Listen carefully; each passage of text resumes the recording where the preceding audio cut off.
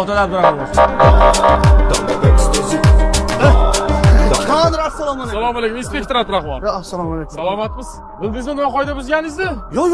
Hujjatlarni taqdim qilib yuboring. Mana kadir. Nima bu? Prava.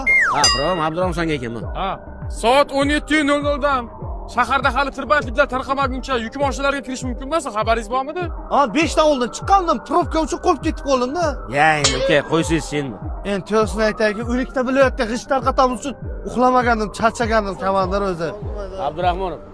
Bir pas zamin ozim bitta kofe bergan qoldim. Xo'p bo'ladi. Kavandir o'zi ozgina qo'lida yetay deb qoldim mazirga. G'isht to'kaman. Boshida gapini eshitdingiz-ku. Odam qiynalib ketdi, ahvolni qarang, nima bo'ldi ahvol. Shu original deb yuradi 200 ming so'mlik ekanda. Ha, onasi. Dadasi g'isht zakaz qilgandim. Yo'lda gari to'xtatib bir pas uxlab ol debdi. Qayerda zakaz qildi g'ishtni? G'isht bor o'zidan. G'isht boruz? Abdurahmonov. Qo'llab o'rta boshla. Qancha o'qi? Uxlatdim hozir. Qaqa uxlaydi, olib chiqdim tez bu yoqqa. Hali 2 soat bo'lmadi-ku. Uyg'ot tez. Xo'p. Turing. Kofe tayyormi? Yo'q.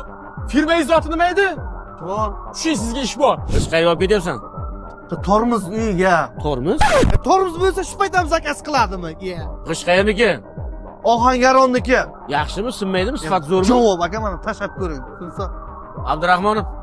Tekshirchi. Xo'p bo'ladi. Hujjatlaringiz. Abdurahmonov. G'ishtni tekshirdi ham senga. Ot yerga. Chi? Tashavermang, kavandir buni yuklasham bor. O'lchamini ichigan bu g'ishtlarni o'zi. 8 ga 8, o'likka 25, o'zi boqmas, soniga halol. Prorabmisiz o'zingizga o'raylik undan so'rab turasiz. Xotin, g'isht boryapti. Oting nima sani? Tormoz.